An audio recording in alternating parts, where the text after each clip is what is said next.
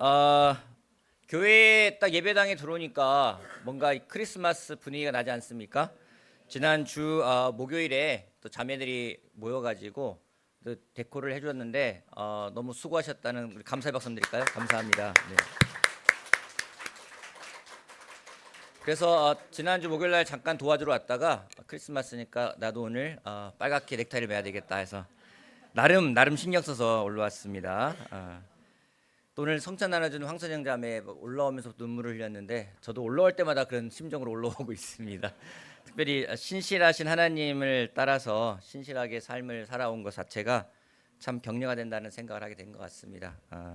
앞으로도 하는 일에 하나님께서 또 함께하는 신실함을 또 많이 나누는 그런 시간이 되길 바라겠습니다. 자, 오늘은 제가 지난번에 그 말씀드린 대로 말세를 살아가는 우리 사람들의 모습 두 번째 시간으로서 오늘은 달란트 비유를 한번 나누도록 하겠습니다.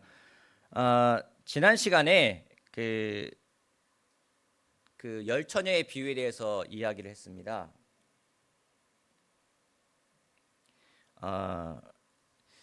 이 달란트 비유는 그 열처녀 비유 다음에 나오는 내용이기도 한데 그 열처녀가 신랑을 기다리죠. 신랑을 기다리다가 모두가 잠이 듭니다.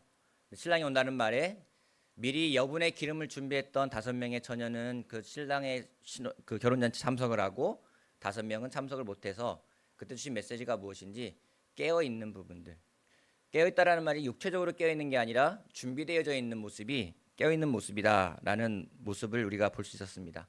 오늘 같이 볼 말씀은 이렇게 깨어있는 준비가 구체적으로 우리 삶에서 어떻게 열매를 맺어야 되는가를 나누는 말씀이라고 생각하면 좋을 것 같습니다. 우리 같이 마태복음 25장 14절에서 30절까지 좀 긴 구절인데 같이 한번 보도록 하겠습니다. 물 좀 하나 갖다 주시겠습니까? 14절 말씀. 또 하늘나라는 이런 사정과 같다. 어떤 사람이 여행을 떠나면서 자기 종들을 불러서 자기의 재산을 그들에게 맡겼다. 그는 각 사람의 능력에 따라 한 사람에게는 5달란트를 주고 또 한 사람에게는 2달란트를 주고 또 한 사람에게는 1달란트를 주고 떠났다. 5달란트를 받은 사람은 곧 가서 그것으로 장사하여 5달란트를 더 벌었다. 2달란트 받은 사람도 그와 같이 하여 2달란트를 더 벌었다. 그러나 1달란트 받은 사람은 가서 땅을 파고 주인의 돈을 숨겼다. 오랜 뒤에 그 종들이 주인이 돌아와서 그들과 셈을 하게 되었다. 5달란트를 받은 사람은 5달란트를 더 가지고 와서 말하기를 주인님께서 5달란트를 내게 맡기셨는데 보십시오. 5달란트를 더 벌었습니다 하였다. 그의 주인이 그에게 말하였다. 잘했다. 착하고 신실한 종아. 내가 적은 일에 신실하였으니 이제 내가 많은 일을 내게 맡기겠다. 와서 주인과 함께 기쁨을 누려라. 2달란트를 받은 사람도 다가와서 주인님께서 2달란트를 내게 맡기셨는데 보십시오. 2달란트를 더 벌었습니다 하고 말하였다. 그의 주인이 그에게 말하였다. 잘했다. 착하고 신실한 종아. 내가 적은 일에 신실하였으니 이제 내가 많은 일을 내게 맡기겠다. 와서 주인과 함께 기쁨을 누려라. 그러나 1달란트를 받은 사람은 다가와서 말하였다. 주인님, 나는 주인이 굳은 분이시라 심지 않은 데서 거두시고 뿌리지 않은 데서 모으시는 줄로 알고 무서워하여 물러가서 그 달란트를 땅에 숨겨두었습니다. 보십시오. 여기에 그 돈이 있으니 받으십시오. 그러자 그의 주인이 그에게 말하였다. 악하고 게으른 종아, 너는 내가 심지 않은 데서 거두고 뿌리지 않은 데서 모으는 줄 알았다. 그렇다면 너는 내 돈을 돈놀이하는 사람에게 맡겨야 했다. 그렇더라면 내가 와서 내 돈의 이자를 붙여 받았을 것이다. 그에게서 그 한 달란트를 빼앗아서 10달란트 가진 사람에게 주어라. 가진 사람에게는 더 주어서 넘치게 하고 갖지 못한 사람에게는 있는 것마저 빼앗길 것이다.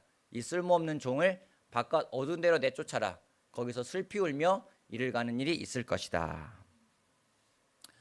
아마 이 달란트의 비유는 교회를 다니는 사람이라면 한 번쯤은 들어봤을 비유임에 틀림이 없다 생각을 합니다. 혹시 이 달란트 비유를 오늘 처음 듣는다 하시는 분 계십니까? 아니면 나 들어봤다. 한 번은 들어봤다. 뭐 내용은 모르지만 한 번 들어봤다. 한번 손 한번 들어. 한 번 이상 들어봤다. 손 한번 들어봐 주시겠습니까? 달란트라는 거에 대해서 예, 다 대부분 그럴 것 같습니다. 말씀을 준비하면 저한테는 저한테 굉장히 좋았어요. 좋은 시간이었고 특별한 시간이었고 뭐 내용은 여러분들이 아는 바와 같습니다. 한 주인이 세 명의 종에게 여행을 떠나면서 한 종에게는 5달란트를, 또 다른 종에게는 2달란트를, 또 다른 종에게는 1달란트를 주고 떠납니다. 그리고 돌아와서 셈을 하는 그 장면이 되겠습니다. 먼저 우리가 이 말씀을 통해서 좀 우리에게 오늘 주시고자 하는 메시지가 무엇인지 저도 좀 새롭게 다가온 부분이 있어가지고 같이 나누고자 합니다. 먼저 14절 말씀을 보도록 하겠습니다. 같이 한번 읽어볼까요? 또 하늘나라는 같이 한번 읽어보겠습니다. 시작. 또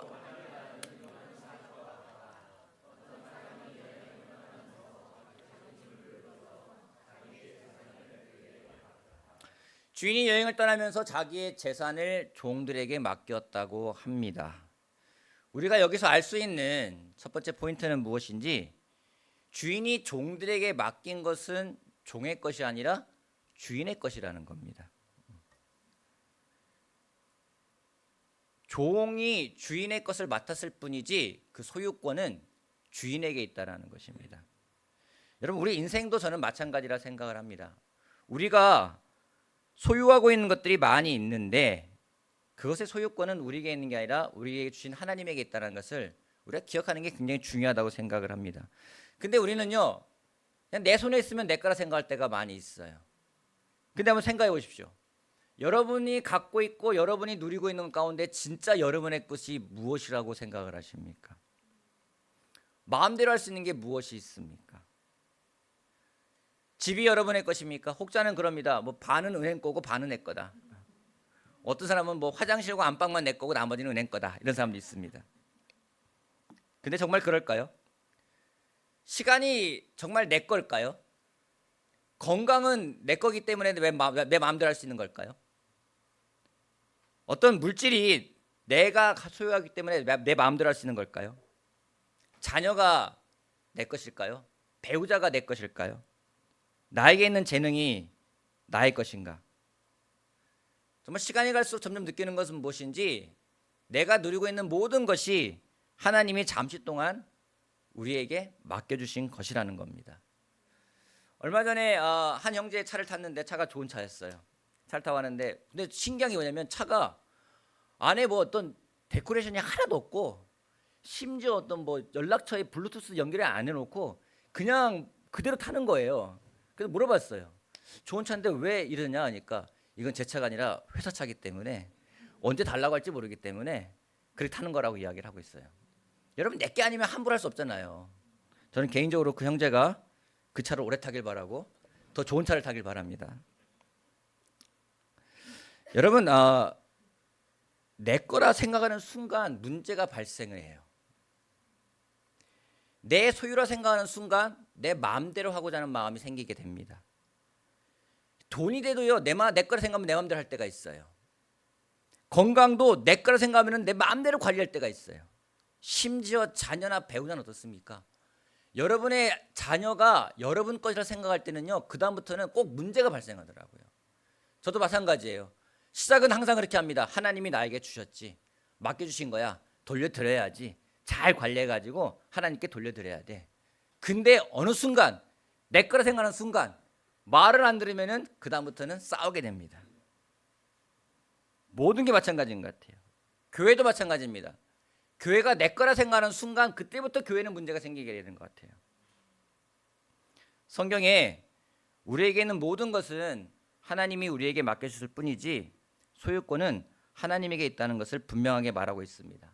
이것을 아는 것은 굉장히 중요합니다. 우리에게 있는 것이, 그 모든 것의 소유권이 하나님이라면 우리는 그분의 뜻에 맞게 사용해야 할 것입니다. 여러분, 여러분에게 주어진 모든 것들이 과연 누구의 소유권인지를 다시 한번 생각해 보는 시간이 되길 바라겠습니다. 여러분이 누리고 있는 거, 여러분이 입고 있는 거, 여러분이 가지고 있는 것에 대해서 소유권을 기억하는 시간이 되길 바라겠습니다. 두 번째는 이겁니다. 15절 말씀 보겠습니다. 그는 각 사람의 능력에 따라 한 사람에게는 5달란트를 주고, 또 한 사람에게는 2달란트를 주고, 또 한 사람에게는 1달란트를 주고 떠났다. 3명의 종에게 각자의 능력에 맞춰서 달란트를 주었습니다.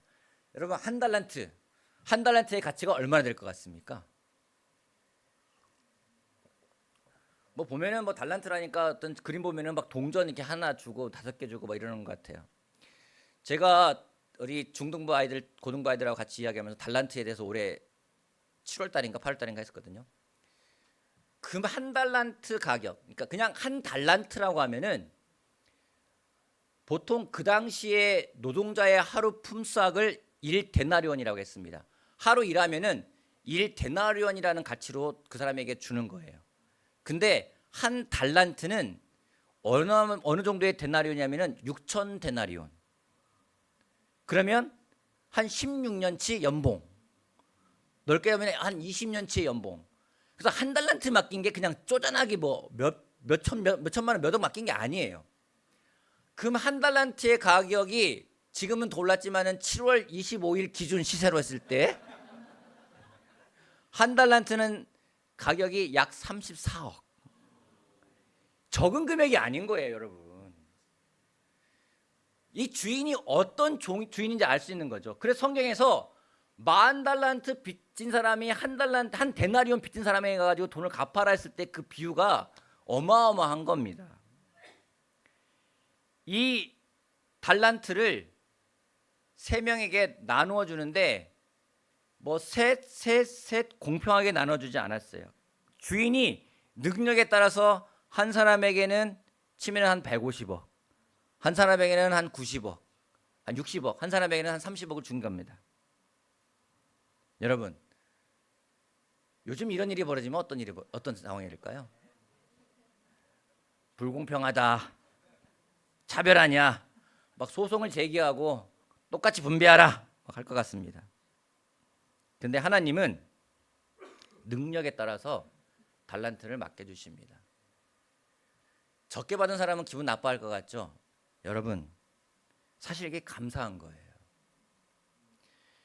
똑같이 5달란트를 맡기셨다면 그게 공평한 걸까? 여러분, 능력이 없고 지혜가 없는 사람에게 많은 걸 맡기면 그게 오히려 그 사람을 망칠 수가 있습니다. 예전 어릴 때, 지금보다 더 어릴 때, 젊었을 때, 그때 생각이 전 그런 생각했어요. 아, 돈이 많으면은 이것도 하고 싶고 저것도 하고 싶고 돈이 많으면 좋겠어. 물론 뭐 지금도 생각할 때가 있습니다. 근데 지금 돌아보면 그런 거죠. 그때 정말 그 돈 있으면 어땠을까? 어젠가요, 엊그저께인가 아내랑 차를 타고 오면서 그 얘기를 했어요. 그때 우리가 한 20년 전에 막 신혼 때 돈이 많았으면 어땠을까? 그러니까 제 아내가 말하는 거예요. 당신은 그 돈 다 썼을 거야. 지금 생각하면 제가 저를 알기 때문에 그 당시에 정말 하나님이 그렇게 주셨다면요, 저 망했을 것 같아요. 망했을 것 같아요. 하나님은 고난과 마찬가지로 축복도 우리가 감당할 만큼 주십니다. 실력이 안 되고 능력이 안 되고 성품이나 자질이 안 되는 자에게 하나님의 영광이 주어지면 그것은 하나님의 영광이라기보다는 그 사람에게 재앙이 될 수가 있습니다. 이렇게 생각한다면요, 하나님이 능력에 따라서 무엇인가를 맡긴다라는 것은 하나님의 배려고 하나님의 은혜라고 생각을 하게 됩니다. 여러분, 돈이 많아지길 원합니까? 재산이 많아지고 싶습니까? 그러면 먼저 기도하십시오. 그것을 감당할 수 있는 자질과 지혜를 위해서 먼저 기도하시기 바랍니다. 나의 영광이 아니라 하나님의 영광을 나타낼 수 있는 그 자질이 가져졌을 때 저는 하나님이 맡기실 거라고 저는 믿습니다. 그 다음에 나오는 구절은 더 재밌습니다. 16절부터 17절 말씀까지 확 넘어가죠. 이게 16절부터 17절 말씀까지. 다시 16절 말씀 좀 띄워주시겠습니까?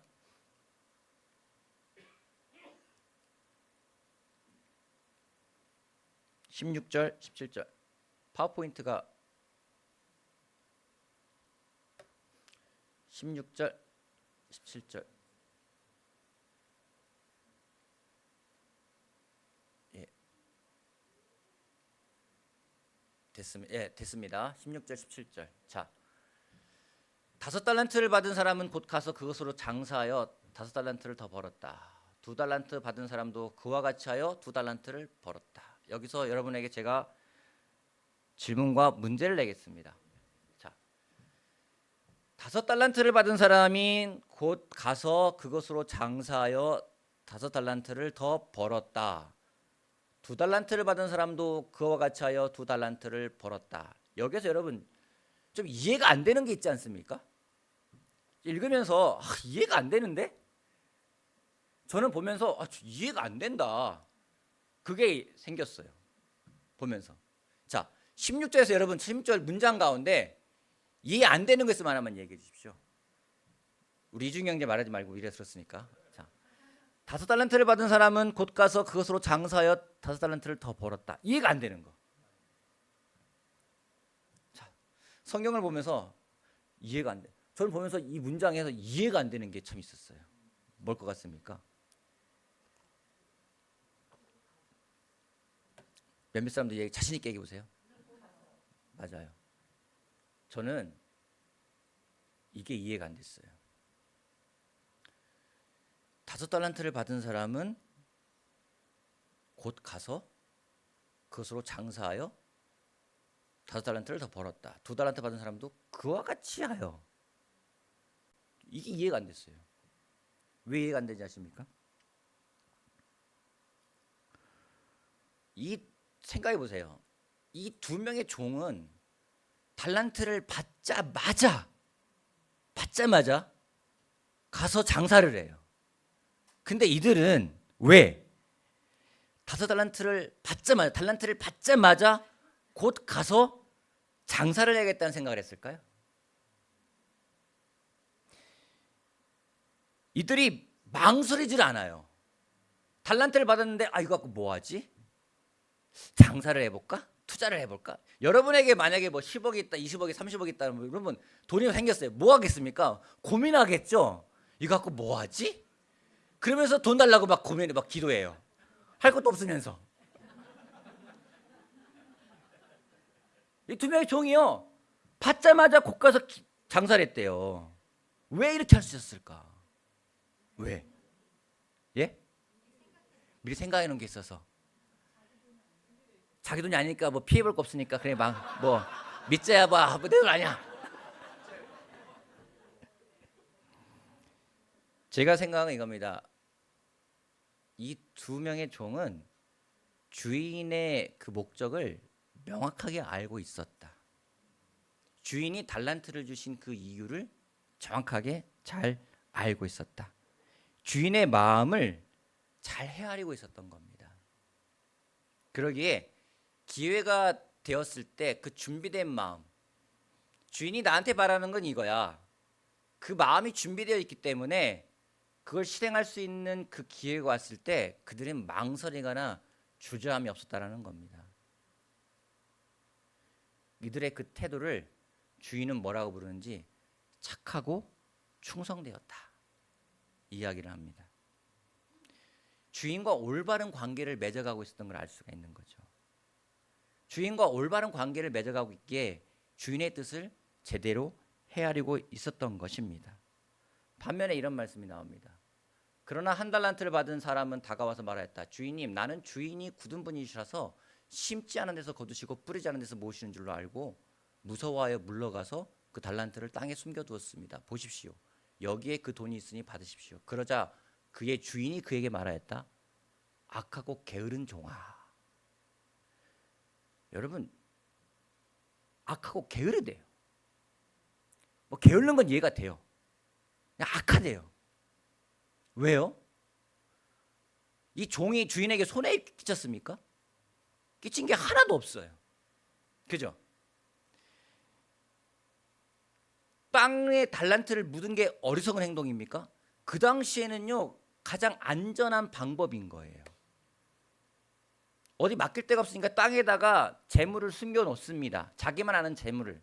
그래서 천국 비유를 할 때 땅을 갈다가 보물을 발견했던 비유가 이상한 비유가 아니라 그런 일이 벌어지는 것이었습니다. 그 당시 문화를 볼 때 이 종의 행동은요, 어리석은 행동이 아니라 굉장히 상식적이면서도 현명한 행동이에요. 근데 그럼에도 불구하고 좀 게으른 건 전 이해가 되는데 악하대요. 악하대요. 무엇인지 이 종은 주인을 잘 알지 못하고 있었던 겁니다. 주인의 뜻을 잘 알지 못하고 자기 멋대로 생각해서 주인은 굳은 분이다. 주인은 착취하는 분이다. 주인은 심지어 자기의 행동에 대해서도 내가 이렇게 하는 거는 주인 탓이다라고 책임과 그 원인을 전가하고 있는 걸 볼 수가 있습니다. 주인의 초점은 이익을 남기는 게 아니었죠. 손해를 보더라도 준 달란트를 사용하는 거였습니다. 이 종이 왜 악하다고 했는지 주인을 제대로 알지 못하고 자신의 생각에 사로잡혀 있었기 때문입니다. 왜 달란트를 사용하지 못하고 그렇게 생각했을까? 주인과 관계가 좋지가 않았던 거예요. 그걸 악하다고 합니다. 결정적인 문제는요, 이 종의 문제는 주인과의 관계가 문제라는 거예요. 마태복음에 이런 말씀이 있습니다. 7장 21절. 나더러 주님 주님 하는 사람이라고 해서 다 하늘나라에 들어가는 것이 아니다. 하늘에 계신 내 아버지의 뜻을 행하는 사람이라 들어간다. 그날에 많은 사람이 나에게 말하기를 주님 주님 우리가 주님의 이름으로 예언을 하고 주님의 이름으로 귀신을 쫓아내고 또 주님의 이름으로 많은 기적을 행하지 않았습니까? 할 것이다. 그때 내가 그들에게 분명히 말할 것이다. 나는 너희를 도무지 알지 못한다. 불법을 행하는 자들아 내게서 물러가라. 주님의 이름으로 예언을 하고 귀신을 쫓아내고 병든 사람을 고치는 것에 대해서 불법을 행하는 자들아 악한 자라고 이야기를 하고 있는 거예요. 왠지 그들이 행했던 것은 주님의 뜻을 구해서 한 것이 아니라 자신들이 옳다 생각하는 자신들의 생각과 자신들의 의를 구했기 때문입니다. 여러분, 하나님이 우리에게 원하는 것은요, 놀라운 일을 하는 걸 원하지 않는다는 것을 생각을 해요. 하나님이 가장 원하시는 건 무엇인지 당신과 우리가 올바른 관계를 맺어가는 걸 원하신다는 거예요. 그러게 마태복음 6장에서 이런 말씀 있지 않습니까? 너희는 먼저 하나님의 나라와 그의 의를 구하라. 하나님과 올바른 관계를 맺어가라고 이야기를 하고 있는 것입니다. 우리가 먼저 주인을 알아야 합니다. 찾아보지 않겠지만 호세아서 6장 4절에 4장 6절에 이런 말씀이 있습니다. 내 백성이 하나님을 알지 못해서 망한다고. 당연한 거예요. 하나님의 백성이 하나님을 모르면 망하게 돼 있습니다. 대한민국에 살면서 대한민국의 법을 모르면요 망하게 돼 있습니다. 회사를 다니면서 회사의 규칙을 모르면요 망하게 돼 있는 겁니다. 하나님의 백성으로 살아가겠다는 사람이 하나님을 알지 못하면 망하는 건 당연한 일인 거예요. 여러분 어떻습니까? 정말 한 달란트 받은 종처럼 생각할 때가 있어요. 하나님과 올바른 관계를 맺지 못하기 때문에 하나님은 벌 주시는 분이야, 하나님은 무서운 분이야, 하나님은 나를 감시하는 분이야, 그런 생각만 갖고 있다라는 거예요. 그러면 우리의 행동은 그렇게 나오는 거예요. 나한테 달란트가 있는데 주저하고 망설이고 눈치 보고 사람 비교만 하고 그렇게 된다라는 겁니다. 무엇보다 중요한 것은 하나님과의 올바른 관계입니다. 우리에게 맡겨진 달란트를 잘 사용하기 위해서 가장 중요한 건 그거예요. 하나님과 올바른 관계를 맺어가는 것. 저는 달란트의 비유의 포인트가 거기 있다고 생각을 합니다. 달란트를 써라, 더 많이 수익을 해라, 쓰면 더 생긴다, 맞는 말이겠지만 정말 그 이면에 하나님과 깊은 관계를 맺어가는 것이 얼마나 중요한지를 이야기를 하고 있다고 생각을 합니다. 22절, 23절. 2달란트 받은 사람도 다가와서 주인님께서 2달란트를 내게 맡기셨는데 보십시오. 2달란트를 벌었습니다 하고 말하였다. 그의 주인이 그에게 말하였다. 잘했다. 착하고 신실한 종아, 내가 적은 일에 신실했으니 이제 내가 많은 일을 내게 맡기겠다. 와서 주인과 함께 기쁨을 누려라. 여러분, 이 말씀은요 5달란트를 받았던 종이 5달란트를 더 벌었을 때 했던 말과 똑같은 말을 해요. 토시는 안 틀려요. 성경을 기록한 사람이 정말 할 일 없어가지고 똑같이 썼을까요? 졸다가 막 컨트롤 C, 컨트롤 V 한 걸까요? 똑같이 했어요. 이걸 통해 알 수 있는 게 뭔지 아십니까? 아, 하나님은 배를 남기는 걸 좋아하시는구나. 아, 그거 아니에요.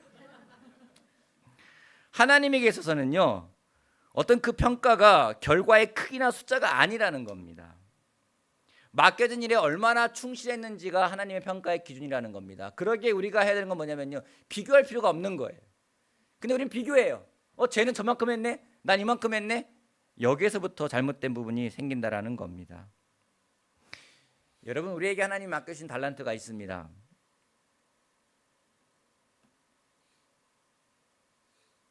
앞에 두 종은 그 달란트를 잘 사용할 수 있던 이유가 무엇인지 주인의 뜻을 잘 헤아렸기 때문입니다.